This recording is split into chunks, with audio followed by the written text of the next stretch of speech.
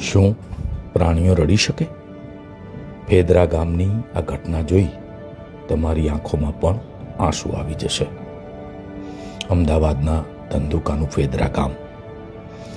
ગામના ગોવાડ ડોંડા સુખાભાઈ, જેમના માટે ગૌ સેવા એ જ એમનું જીવન હતું. ગાયો એમના માટે જીવથી પણ વહાલી હતી. પણ કુદરતને કંઈક જુદું જ મંજૂર હતું. સુખાભાઈનું અચાનક નિધન થયું. પરિવાર પર તો આબ તૂટ્યું, પણ મૂંગા પશુઓનો રખેવાળ ચાલ્યો ગયો. ખરી કાળજું કંપાવનારી ઘટના તો ત્યારે બની જ્યારે સુખાભાઈની અંતિમ યાત્રા નીકળી.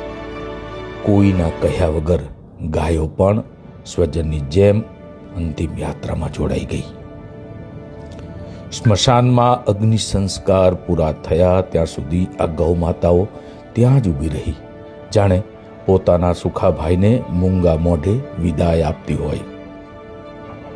આ કોઈ વાર્તા નથી, પણ ગાય અને ગોવાળના સાચા પ્રેમનું જીવંત ઉદાહરણ છે. ધન્ય છે આ ગાયોના ગોવાળને, અને ધન્ય છે આ ગૌ માતાના પ્રેમને. જય ગૌ માતા.